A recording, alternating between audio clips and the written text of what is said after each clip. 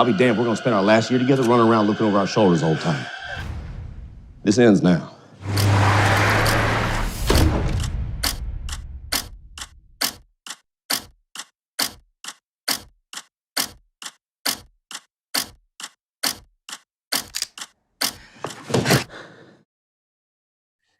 Aaron, Jeff in Las Vegas. Good morning. How are you?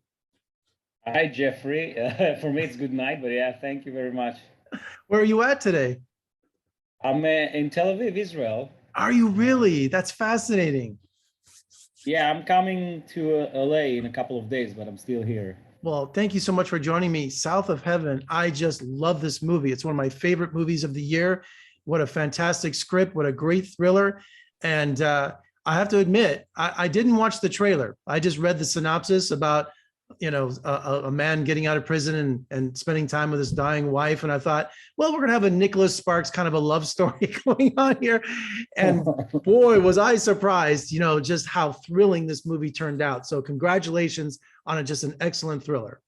Oh, thank you, Jeffrey. It's so great to hear these words. And yeah, I always think it's better not to watch trailers.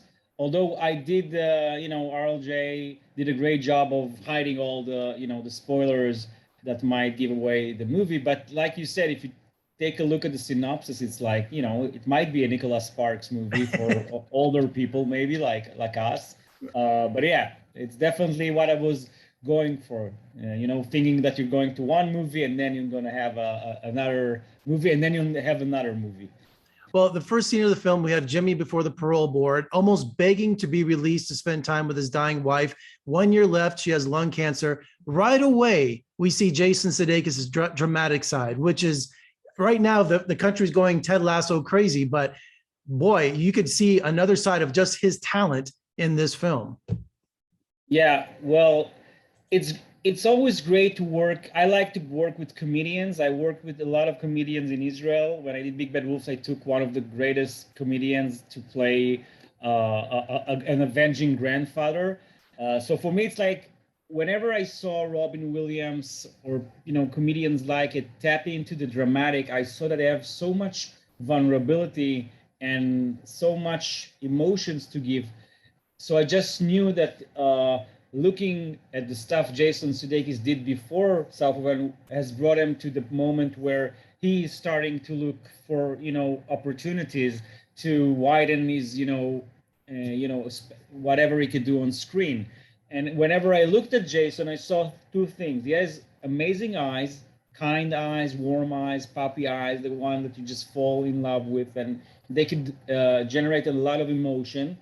And the second thing I saw is an independent film called Colossal, where he played a darker role. And I just saw that you could pull out of Jason something that could be almost menacing and frightening if you tap into those sides of his cinematic persona. So that was the idea when when we talked about casting this movie and when we thought about Jason Sudeikis, it just blew our minds. And then when he came on board and started working with me on the script and how he wanted to play Jimmy Ray, and he doesn't want it to be like another, romantic drama, and he wants to bring a darker side to it and be a little bit more broken up when he plays this role. I just went along for the ride because it was such an amazing thing to wake up every day on set to see Jason Sudeikis bring a whole new, different thing to the screen. Specifically, not only his dramatic side, but he's also playing a romantic lead. And the chemistry between Lilly and Sudeikis, did it surprise you how well it worked? Yeah, well, that's that every director worst nightmare is to cast two people that don't go along, right? That's like, especially in a romantic movie, and they hit it off during when we did the casting. And they talk even before we started shooting between themselves and texted, and there was a whole and met without me even, and it was like a whole deal. And then when they came after a year almost of waiting for the movie to happen, it was just an immediate spark again. And I was amazed at how they look like a couple. Like for me, whenever I put the camera on them, it was such an easygoing experience. And I have to thank also Evangeline Lilly. She's probably one of the best actresses to work with actors in order to give chemistry. She has that rapport in everything she does. She creates this crazy, loving environment that makes you believe that everything you see is real. She has that with Paul Rudd in Ant-Man. She has that in Lost, and now with Jason Sudeikis. Jimmy wants to go straight, but all the circumstances are against him. All goes to hell in 1 week of his life of being released, especially when he meets his parole officer, Shea Whigham. I just think he just steals every scene he's in. And I love how he says his title like it means something. I'm state official, employee. Yeah. Just tell me about working with him. He's one of my favorite actors out there today. He can just change into different characters at the drop of a hat. Shea Whigham is probably the best character actor working these days, I think, in the US. I think he reminds me of actors from the 70s and the 60s, of the best films of the American cinema.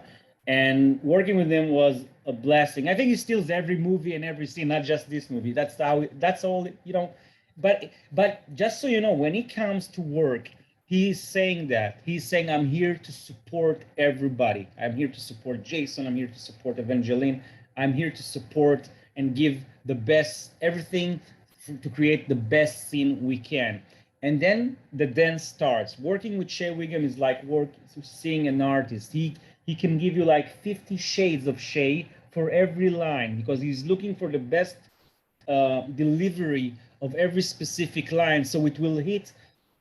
So you will laugh, but you will also not be outside of the movie. Like, he wants it to be very precise, so it won't be overacting, so it won't be like a caricature. So it will be somebody that, is colorful, but in the right way. Something like Emmett Walsh used to do in Blood Simple for the Coen brothers. So that's working with Shea. How much cake did you make Shea eat in that scene? Not a lot, I have to say, but it was a good cake. Not a lot of cake, but it was a good cake. And I love the character of Whit Price. He's a businessman, but he's a gangster.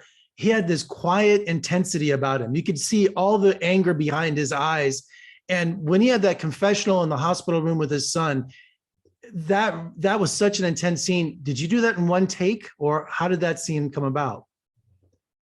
Yeah, I'm a big believer in performance, and I sometimes feel that extra coverage can hurt a performance. So with that monologue, it came, I don't know if it came to be because Michael Ter told me that he as a father would have never not believe his son when he's saying he's been in an accident. So I don't, but that's your son. He's quite the kidder. He's quite the kid who cry wolf all the time.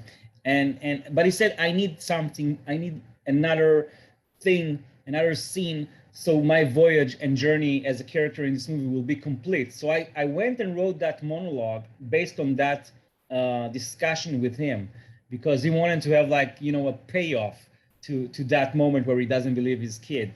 So when I gave him that monologue, he told me, now my journey is complete. And I told him we're going to do it in one take, most of it in one take. We did all of it in one take, but then, in the edit room, I felt that I wanted for a second to cut it for something emotional. But he did the entire monologue in one take. We did 5-6 takes. All of them were great, different interpretations. But yeah, I feel there is honesty and realism when you're tapping into this kind of moments, and do not try to over coverage, close up, medium shot, long shot. You just let it breathe. I thought about a movie that I really love called Smoke by Wang, where, Harvey Keitel tells a story, and all the camera is doing is just closing in on him for 5 minutes until it comes into his mouth almost. And that's how I wanted to direct this scene, just with a dolly through the entire monologue. Yeah, Whit had my favorite line in the movie, "I'm all about peace." I love that line. Yeah. Which is not true at all. Yeah. What an amazing film. Thank you so much for joining me today. I love this film, and I wish you all the success with it. And let's talk again soon. Great. Thank you, Jeffrey. Thank you for having me.